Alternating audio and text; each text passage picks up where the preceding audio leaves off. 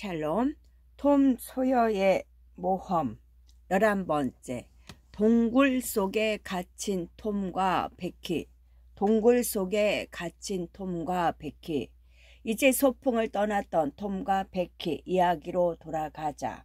두 아이는 다른 아이들과 함께 어두컴컴한 통로를 걸어 다니며 응접실이니 성당이니 또는 알라딘의 궁전이라는 조금은 과장된 이름이 붙여진 장관들을 구경하고 다녔다. 잠시 뒤 숨바꼭질 놀이가 시작되었고 톰과 베키도 열심히 뛰어놀았다. 그러다 실증이 난 두 아이는 촛불을 들고 구불구불한 길을 따라 걸어갔다. 여기저기 둘러보면서 동굴 벽에 촛불의 그림으로 써놓은 이름, 날짜, 그리고 주소 따위의 낙서들을 읽으며 걸었다.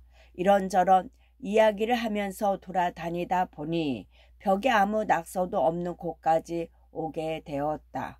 두 아이는 선반처럼 뚝 튀어나와 있는 바위에 촛불의 그림으로 자신들의 이름을 새겨 놓았다. 그러고는 계속 걸어갔다. 잠시 뒤 두 아이는 석회 성분을 띤 물줄기가 벽에서부터 졸졸 흐르다 밑으로 똑똑 떨어지면서 아주 오랜 세월에 걸쳐 결코 변하지 않을 반짝이는 바위를 만들고 구불구불한 레이스가 달린 나이아가라 폭포 모양을 이룬 곳까지 왔다. 톰은 작은 몸으로 그 폭포 뒤로 뒤집고 들어가서는 베키를 위해 촛불로 폭포를 밝혔다. 커튼처럼 가려진 폭포 뒤로는 폭이 아주 좁은 벽 사이에 가파른 계단이 있었는데 그것은 한때 탐험가가 꾸몄던 톰의 마음을 한눈에 사로잡았다. 톰이 부르자 베키는 톰이 있는 곳으로 들어갔고 두 아이는 나중에 길을 찾을 수 있도록 촛불에 그 이름으로 표시를 해가면서 탐험을 시작했다. 아이들은 구불구불 얽힌 길을 따라 아무도 그 깊이를 알 수 없는 동굴 속까지 내려가서 그곳에 또 한 번 표시를 했다. 그리고 위에 있는 아이들에게 자랑할 만한 신기한 볼거리를 찾아 샛길로 들어갔다. 어디론가 들어가 보니 아주 널따란 빈터가 나왔다. 천장에는 어른 다리만큼 길고 굵은 종유석이 수도 없이 매달려 있었다. 아이들은 감탄하며 빈터를 돌아다니다가 빈터와 이어진 많은 갈림길 중 하나로 들어섰다. 그 길로 가다 보니 사람의 마음을 사로잡는 신비한 샘이 나왔다. 샘 바닥에는 수정처럼 반짝이는 돌들이 깔려 있었다. 샘은 거대한 종유석과 석순 기둥이 우뚝 서 있는 굴 한가운데에 있었다. 이 기둥들은 수백 년 동안 끊임없이 물이 흘러내려 만들어진 것이었다. 천장에는 수천 마리의 박쥐들이 웅크린 채 매달려 있었다. 불빛 때문에 잠에서 깨어난 박쥐들은 수백 마리씩 떼를 지어 날카로운 소리를 내며 무서운 속도로 초를 향해 날아왔다. 톰은 박쥐들의 습성과 위험에 대해 잘 알고 있었다. 톰은 베키의 손을 잡고 가장 가까운 길로 피했다. 하지만 굴을 막 빠져나가려는데 박쥐 한 마리가 베키의 손에 들려있던 초를 날개로 쳐서 촛불이 꺼져 버렸다. 박쥐들은 아주 멀리까지 두 아이를 쫓아왔다. 두 아이는 박쥐를 피해 보이는 대로 아무 길로나 뛰어들었다. 마침내 두 아이는 위험에서 벗어날 수 있었다. 잠시 뒤 톰은 지하 호수를 발견했다. 호수는 어둠 속에 가려져 끝이 보이지 않을 정도로 길게 뻗어 있었다. 톰은 호숫가를 탐험하고 싶었지만 앉아서 잠시 쉬는 것이 좋다고 생각했다. 그때 처음으로 두 아이는 동굴 속의 깊은 고요함이 어쩐지 불길하게 느껴지기 시작했다. 베키가 말했다. 어머, 지금까지 모르고 있었는데 생각해보니 다른 아이들의 소리가 안 들린 지 꽤 된 것 같아. 그래, 너무 아래로 내려온 것 같아. 얼마나 멀리 왔는지 남쪽인지 북쪽인지 동쪽인지 방향도 모르겠어. 여기서는 아이들 소리도 안 들려. 베키는 불안해졌다. 이 아래에서 얼마나 있었을까? 돌아가는 게 좋겠다, 톰. 그래, 그렇게 하는 게 좋겠다. 가자. 길을 찾을 수 있겠어, 톰? 난 이 길이 저 길 같고 저 길이 이 길 같아 헷갈려. 찾을 수 있을 것 같은데 박쥐들 때문에 큰일이야. 박쥐들이 우리가 가지고 있는 촛불을 다 꺼버리면 정말 큰일 난다고. 박쥐가 있는 곳 말고 다른 쪽으로 가보자. 길을 잃지 말아야 할 텐데 생각만 해도 너무 끔찍해.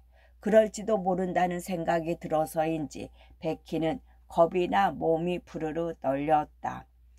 아이들은 통로를 따라 걷기 시작했다. 두 아이는 아무 말도 없이 한참을 더벅더벅 걸었다. 새로운 길이 나타나면 혹시 낯익은 곳이 아닌지 살펴보았다. 하지만 모두 낯설게만 보였다. 톰이 통로를 살필 때까지 베키는 톰의 얼굴을 살폈다. 희망이 보이는지 궁금해서였다. 그때마다 톰은 명랑한 목소리로 말했다. 괜찮아. 여긴 아니지만 곧 길을 찾을 수 있을 거야. 하지만 번번이 잘못된 길로 들어서자 톰도 희망을 잃어가고 있었다.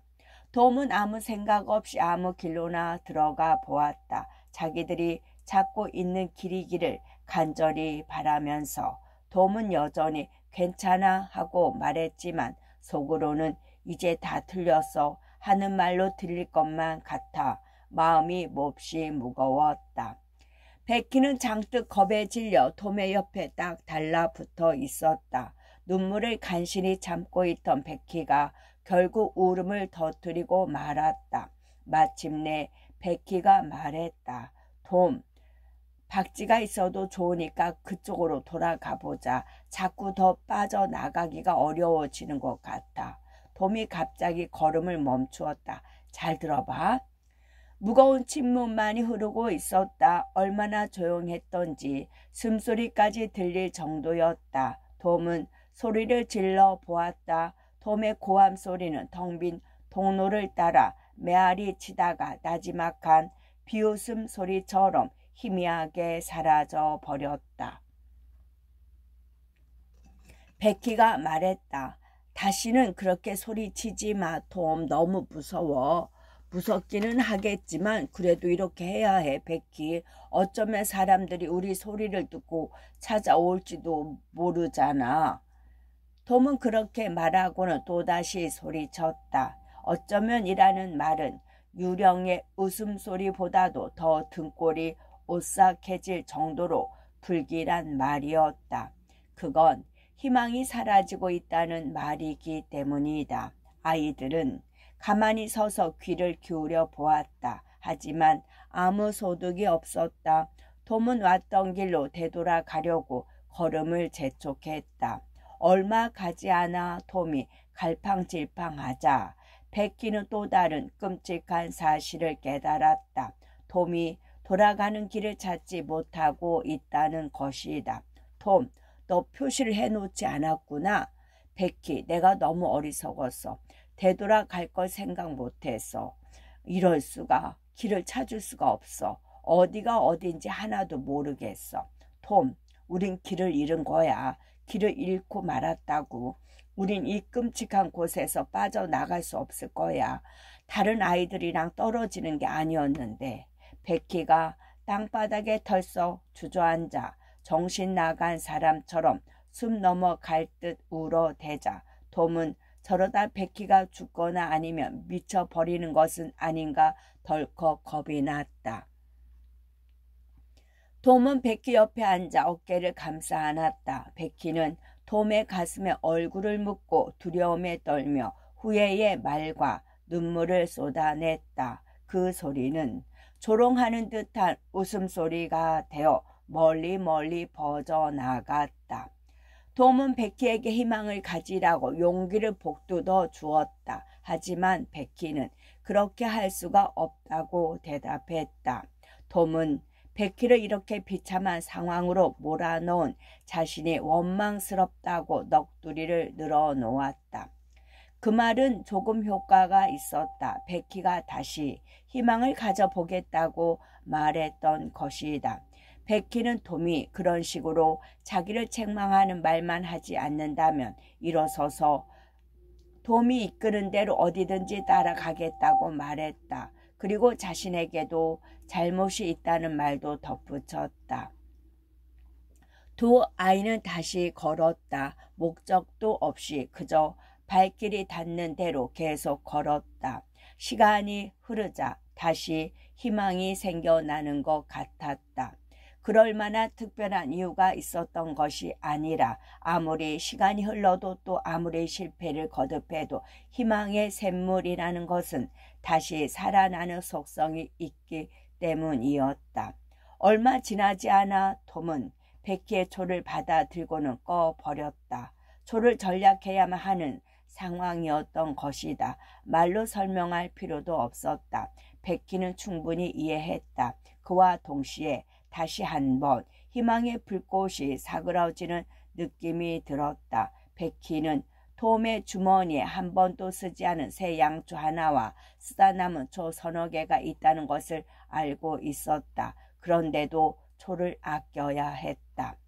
시간이 지나자 피곤이 몰려왔다. 아이들은 애써 피곤하지 않은 척했다. 1초가 아깝고 소중한 이때 그저 앉아서 시간을 보낸다는 것만 생각만 해도 끔찍한 일이었다. 어느 방향이건 자꾸 움직여야 적어도 뭔가 나아지고 있다고 생각되었고 어쩌면 좋은 결과가 생길지도 모르는 일이었다. 가만히 앉아 있는 것은 아무 대책 없이 그대로 죽음을 맞이하는 것을 의미했으며 죽음을 재촉하는 일이 될 터였다. 마침내 베키의 허약한 다리가 더 이상 버텨내지를 못했다. 베키는 바닥에 주저앉았다. 톰도 베키 옆에서 휴식을 취했다. 둘은 집에 대해 이야기를 나누었다. 친구들과 안락한 침대, 그 무엇보다도 밝은 햇빛에 대해 이야기를 나누었다. 베키는 울음을 터뜨렸다. 톰은 어떻게 하든 베키를 달래줄 수 있는 방법을 생각해 내려고 애썼다. 하지만 같은 말을 자꾸만 되풀이하다 보니 더 이상 효과도 없었고 오히려 빈정거리는 소리로 들리는 것 같았다. 피곤에 지친 베키는 꾸벅꾸벅 졸다 잠이 들었다. 톰은 오히려 다행스럽게 생각했다. 톰은 장뜩 찌푸린 채 잠든 베키의 얼굴을 들여다보며 앉아 있었다. 조금 있으니 베키의 얼굴이 부드러워지며 좋은 꿈이라도 꾸고 있는 듯 편안한 표정이 되었다. 그리고 입가에는 웃음까지 머금고 있었다. 편안하게 잠들어 있는 베키의 모습을 바라보고 있자니 톰의 마음도 편안해지고 위로가 되는 듯했다. 톰은 지나간 시간들과 꿈 같은 추억을 떠올렸다. 그런 생각에 잠겨 있을 때 베키가 살랑거리는 바람결 같은 웃음을 띤 채 잠에서 깨어났다. 그러나 그 순간 웃음은 어느새 사라지고 신음소리가 뒤따랐다. 어머나, 내가 언제 잠들었지? 차라리 깨어나지 않았으면 좋았을걸. 안 돼, 톰. 그런 표정 짓지 마. 다시는 그런 말 하지 않을게. 난 네가 잠이 들어서 다행이라고 생각했어, 베키. 조금은 기운이 날 테니까 이제 나가는 길을 찾아보자. 그래, 그러자, 톰. 그런데 꿈에서 진짜 아름다운 곳을 보았어. 우리도 그곳으로 가게 될지도 몰라. 그럴 리 없어. 절대 그럴 일 없어. 기운 차려 베키. 나가는 길을 계속 찾아봐야지. 희망은 전혀 보이지 않았지만 두 아이는 손을 꼭 잡고 무작정 걸었다. 아이들은 동굴에 돌아온 지 얼마나 되었을까 축축도 추측해 보았다. 여러 날 아니 몇 주가 지난 것만 같았다. 하지만 그럴 리는 없었다. 아직 초가 남아있는 것을 보면 분명 그럴 리는 없었다.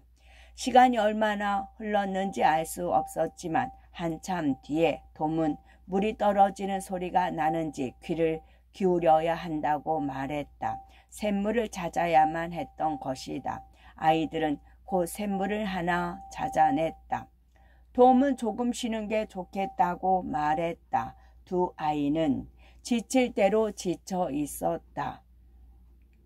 베키는 조금 더 갈 수 있을 것 같다고 말했지만 돔이 반대하자 조금 의아해했다. 이해할 수가 없었다. 두 아이는 바닥에 앉았다. 돔은 진흙으로 조를 고정시키고 벽 앞에 세워 놓았다. 돔은 머릿속으로 무언가 골똘히 생각하느라 한동안 아무 말도 하지 않았다. 한참 뒤 베키가 침묵을 깨고 말했다.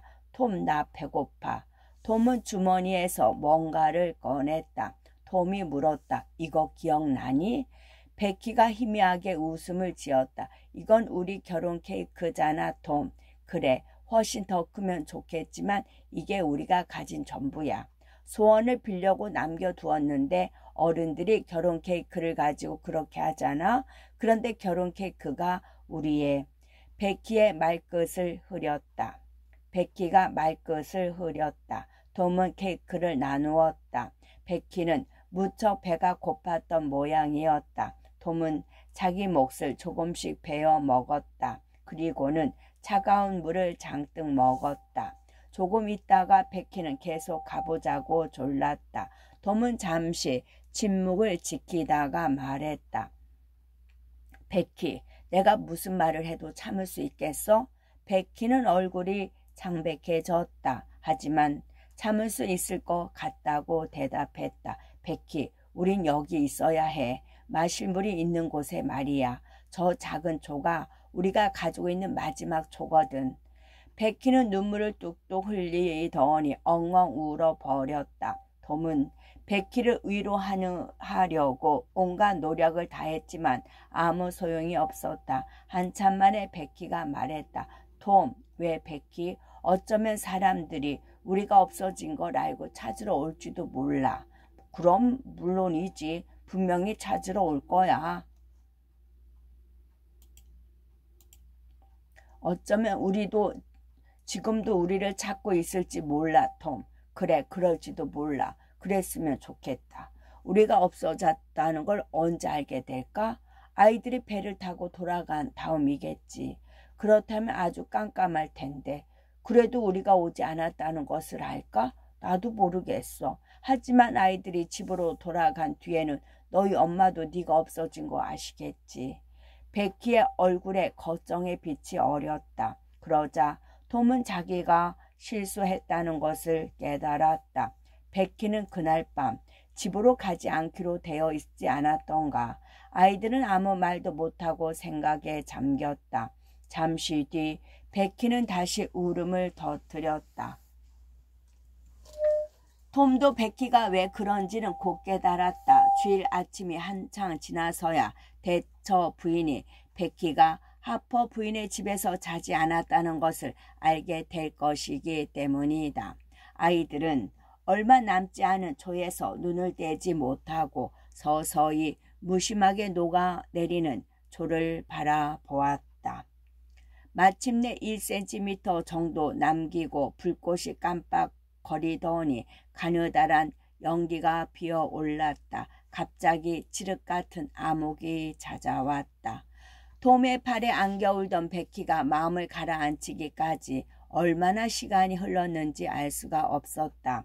다만 한참 만에 둘 다 죽음처럼 깊은 잠에 빠져들었다가 일어났고 자신들이 얼마나 비참한 상황에 놓여 있는지 다시 한번 깨닫게 되었을 뿐이다. 돔은 일요일이 되었을지도 어쩌면 월요일이 되었을지도 모른다고 말했다. 톰은 어떻게든 베키에게 말을 시켜보려고 했지만 베키는 신랄 같은 희망도 잃고 슬픔에 잠겨 있었다. 톰은 오래전에 사람들이 자기들이 없어졌다는 것을 알았을 거고 이미 수색이 시작되었을 거라고 말했다. 그래서 소리를 지르면 누군가가 찾으러 올지도 모른다고 덧붙였다. 톰은 소리를 질러 보았다. 하지만 어둠 속을 가르며 멀리서 되돌아오는 메아리는 너무나 끔찍해서 다시 한번 소리 지르고 싶은 생각이 들지 않았다. 시간이 흘러갔다. 동굴에 갇힌 아이들은 또 한 번 고통스러운 허기에 시달려야 했다. 톰의 몫이었던 케이크의 반이 남아 있었다. 아이들은 케이크를 다시 반으로 나누어 먹었다. 하지만 먹고 나니 더 배가 고픈 것 같았다. 그렇게 적은 양은 오히려 식욕만 돋울 뿐이었다. 잠시 뒤 톰이 말했다. 쉬, 무슨 소리 못 들었니? 두 아이는 숨을 멈추고 귀를 기울여 보았다. 아주 희미하기는 했지만 마치 멀리서 들려오는 고함 소리 같았다. 톰은 곧 소리를 질러 대답했다. 그러고는 베키의 손을 잡고 소리가 난 방향으로 더듬더듬 움직이기 시작했다. 톰은 다시 귀를 기울였다. 또다시 소리가 들려왔다. 아까보다는 조금 가까워진 것 같았다. 톰이 말했다. 사람들이야 이리로 오고 있어. 따라와, 베키 이제 살았다. 두 아이는 이루 말할 수 없이 기뻤다. 하지만 가는 길에 여기저기 깊이 파인 웅덩이가 많아서 천천히 조심스럽게 걸었다. 그러다 깊은 웅덩이 앞에서 두 아이는 걸음을 멈추어야 했다. 깊이가 1m 좁게 될 듯 싶었다. 어쩌면 30m도 더 될지도 모를 일이었다. 도저히 건널 방법이 없었다. 톰은 엎드려서 팔을 있는 대로 뻗어 보았다. 바닥이 닿지 않았다. 아이들은 하는 수 없이 그 자리에서 수색대가 올 때까지 기다리는 수밖에 없었다. 아이들은 귀를 기울여 보았다. 확실한 것은 멀리서 들려오던 고함 소리가 점점 더 멀어지고 있다는 것이었다. 얼마 지나지 않아 소리는 더 이상 들리지 않았다. 얼마나 실망스러웠는지 가슴이 무너져 내리는 듯했다. 톰은 목이 쉴 때까지 고래고래 소리를 질렀다. 하지만 아무 소용이 없었다. 그래도 톰은 베키에게 희망적으로 말했다. 초조함 속에서 한참이나 기다려 보았지만 그 어떤 소리도 다시 들려오지 않았다. 아이들은 더듬거리며 다시 샘물이 있는 곳으로 돌아갔다. 그렇지 않아도 지루하기 짝이 없는 시간은 더욱더 더디게 흘러갔다. 아이들은 다시 잠이 들었다. 잠에서 깨어나면 허기와 두려움에 시달려야 했다. 톰은 지금쯤 화요일이 되었을 거라고 생각했다. 그때 문득 가까이에 새끼리 여러 개 나 있는 것이 생각났다. 이렇게 손 놓고 힘겨운 시간을 보내는 것보다는 그 새끼들을 둘러보는 게 더 나을 것 같았다. 톰은 주머니에서 늘 가지고 다니는 연줄을 꺼내 뛰어나와 있는 돌부리에 한쪽 끝을 묶고 베키와 함께 길을 나섰다. 톰은 연줄을 조금씩 풀어가며 앞으로 조심스럽게 나아갔다. 20발자국쯤 걸어가자 새길은 낭떠러지로 끝이 나 있었다. 톰은 무릎을 꿇고 앉아 바닥을 더듬어 보았다. 그러고는 옆으로 뻗을 수 있는 데까지 손을 뻗어 보았다. 톰이 오른쪽으로 조금 더 손을 뻗어 보려는 순간 채 20m도 떨어지지 않는 곳에서 초를 든 사람의 손이 바위 뒤에서 나타났다. 톰은 반가운 마음에 소리를 지르며 일어섰다. 그 순간 손 뒤로 사람의 얼굴이 나타났는데 바로 인디언 조였다. 톰은 온몸이 굳어버리는 듯했다. 조금도 움직일 수가 없었다. 톰은 스페인 사람이 몸을 획 돌려 다른 쪽으로 급히 사라져 버리자 너무나 안심이 되었다. 톰은 인디언 조가 왜 자기 목소리를 알아듣지 못하고 또 자기를 죽이려고 하지 않았는지 궁금했다. 아마 메아리 때문에 톰의 목소리를 알아듣지 못한 모양이었다. 분명히 그랬을 거라고 판단을 내렸다. 얼마나 겁이 났던지 톰은 온몸에서 기운이 다 빠져 나간 것 같았다. 다시 기운을 차려 샘물이 있는 곳으로 돌아갈 수만 있다면 무슨 일이 있어도 이제 꼼짝하지 않고 그곳에만 있겠다고 다짐했다. 여기저기 헤매고 다니다가는 인디언 조와 맞닥뜨릴 위험에 빠지게 될 것이 분명했다. 톰은 자기가 누구를 보았는지 베키가 눈치채지 못하게 조심했다. 베키에게는 혹시나 싶어 소리를 질러 본 것뿐이라고 둘러댔다. 마침내 허기와 절망감이 두려움을 몰아냈다. 샘물 가까이에서 지루하게 기다리다 긴 잠을 자고 일어나자 마음이 바뀌었다.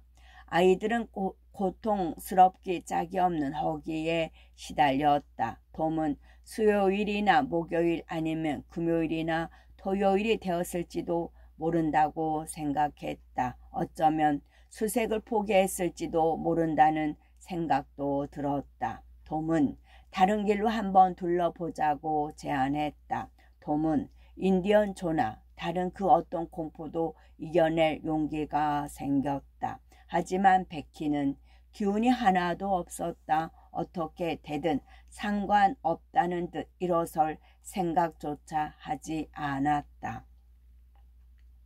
베키는 그냥 그 자리에서 기다리다가 죽겠다고 말했다. 그리 오래 걸릴 것 같지도 않다고 했다. 베키는 톰에게 연줄을 들고 가보라고 말했다. 하지만 가끔 돌아와서 소식을 전해주고 마지막 순간이 오면 자기 옆에 머물러 숨이 끊어질 때까지 손을 잡아 달라고 말했다. 톰은 목이 메었지만 베키에게 수색대가 찾아내든지 아니면 동굴에서 빠져나가는 길을 찾아내겠다고 자신 있게 말했다. 그러고는 연줄을 손에 쥐고 허기와 불길한 예감에 불안해하며 엉금엉금 기어 옆으로 난 샛길로 들어섰다. 아이들을 찾았어요. 아이들을 찾았어요. 화요일 오후가 지나고 어느덧 날이 저물고 있었다. 세인트 피터즈 버그 마을 사람들은 여전히 슬픔에 잠겨 있었다. 사라진 두 아이를 아직도 찾지 못했기 때문이었다. 두 아이를 위해 기도회가 열리기도 했고 또 많은 사람들이 각자 정성을 다해 기도를 올렸지만 동굴에서는 아직 좋은 소식이 없었다. 대부분의 수색 대원들은 이제 아이들을 찾을 가망이 없는 것 같다면서 수색을 포기하고 일상생활로 돌아갔다. 대처 부인은 알아 누워 버렸다. 부인은 제 정신이 아닌 듯 줄곧 헛소리를 했다. 사람들은 대처 부인이 딸 아이의 이름을 불러대다 고개를 들고 귀를 기울여 보고는 다시 끙하고 신음하며 덜썩 누워버리는 것을 보고 있자니 가슴이 찢어지는 것 같다며 수근거렸다. 폴리 이모는 심한 우울증에 빠져 회색 머리가 거의 하얗게 새어버렸다. 화요일 밤 마을 사람들은 슬픔에 지쳐 잠자리에 들었다. 한밤중에 마을의 종이 귀가 떨어져 나갈 정도로 요란하게 울려 퍼졌다. 잠시 뒤 옷을 대충 걸친 사람들이 정신없이 거리로 뛰어나왔다. 사람들이 소리쳤다. 나와 보세요. 나와 봐요. 찾았습니다. 아이들을 찾았다고요. 양철 냄비와 나팔 소리까지 시끌벅적한 소란에 한몫했다. 사람들은 강 쪽으로 떼를 지어 몰려갔다. 아이들이 지붕이 없는 마차를 타고 마을로 오고 있었다. 사람들은 환호성을 지르며 마차를 둘러싸고는 함께 집으로 향했다. 길거리를 가득 메운 사람들은 만세를 불렀다. 온 마을에 불이 환하게 밝혀졌다. 다시 자러 들어간 사람은 아무도 없었다. 이렇게 굉장한 밤은 마을이 생긴 이래 처음이었다. 처음 30분 동안 마을 사람들은 줄지어 대처 판사의 집에 가서 돌아온 아이들을 끌어안고 입을 맞추어 주었다. 그리고 대처 부인의 손을 꼭 잡고는 뭔가 축하의 말을 전하려고 했지만 아무 말도 못하고 그저 눈물만 흘렸다. 폴리 이모의 기쁨은 이루 말할 수 없을 정도였다. 대처 부인도 기뻤지만 동굴에 남아있는 남편에게 사람을 보내 이 기쁜 소식을 전하고 나서야 비로소 진정으로 기뻐할 수 있었다. 톰은 소파에 누운 채 자기를 둘러싸고 어떻게 된 일인지 궁금해하는 사람들에게 중간중간 기가 막힌 과장을 덧붙이며 놀라운 모험담을 들려주었다. 베키의 곁을 떠나 혼자서 동굴을 둘러본 이야기, 연줄이 닿는 곳까지 2개의 샛길로 들어간 이야기, 3번째 통로로 들어갔다가 연줄이 모자라 막 돌아 나오려는 순간 멀리서 꼭 빛이 새어 들어오는 듯한 작은 점을 발견해 연줄을 놓고 그곳까지 더듬거리며 걸어갔던 이야기, 작은 구멍으로 머리와 어깨를 넣어보니 드넓은 미시시피 강이 흐르는 것이 보였다는 이야기로 끝을 맺었다. 톰은 그때가 만약 한밤중이었다면 빛이 새어 들어오는 작은 구멍을 발견하지 못했을 것이고 그곳으로 가보지도 못했을 거라고 덧붙였다.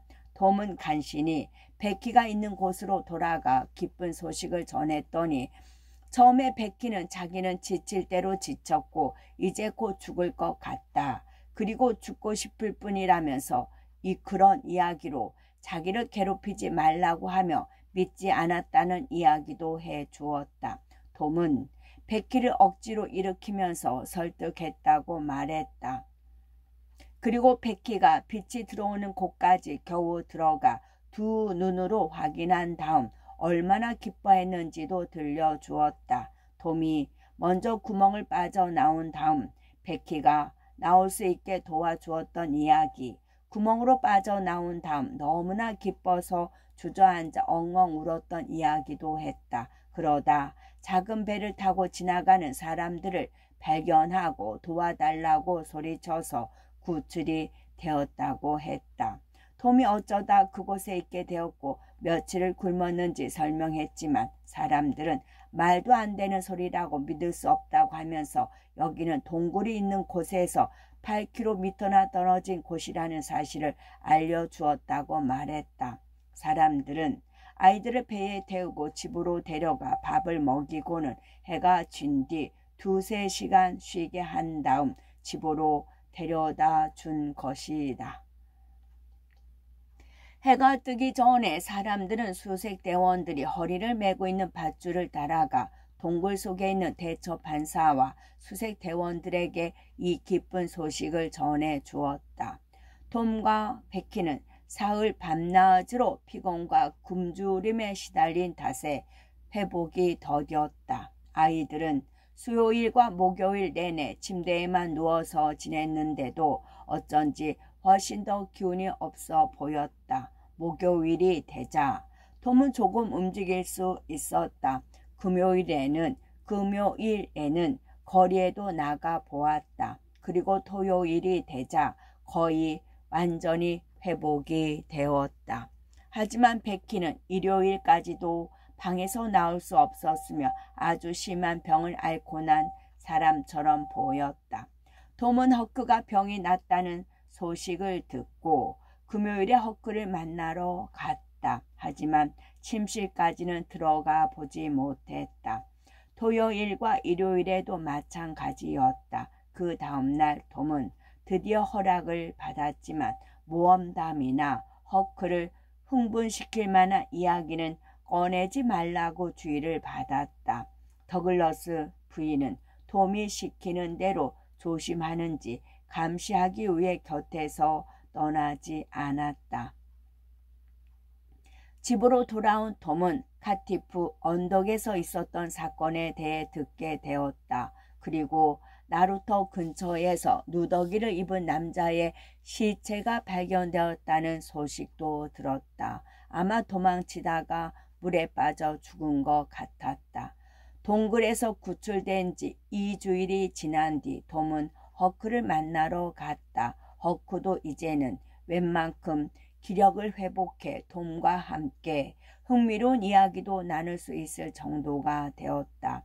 허크가 들으면 관심을 가질 만한 이야기가 많이 있었다. 허크에게 가는 길에 톰은 베키를 만나보려고 대처 판사의 집에 들렀다. 판사와 마침 거기 와 있던 사람들은 톰에게 이것저것 물어보았다. 누군가가 놀리듯 또 동굴에 가고 싶지 않냐고 물었다. 톰은 가보고 싶다고 대답했다. 그러자 대처 판사가 말했다. 그래, 너 같은 아이들이 또 있을 거야, 톰. 동굴에 가보고 싶은 녀석들이 분명히 있겠지. 하지만 이제는 동굴 속에서 길을 잃을 염려는 없단다. 우리가 손을 써 놓았거든. 어떡해요?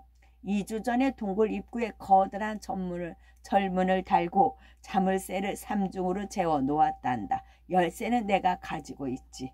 톰의 얼굴이 배지장처럼 창백해졌다. 왜 그러니 애야? 여기 누가 좀 와봐라. 물 좀 가져와. 누군가가 물을 가져와 톰의 얼굴에 끼얹었다. 이제 정신이 좀 드니? 왜 그러니 톰? 오 판사님, 동굴 속에 인디언 조가 있어요. 끝.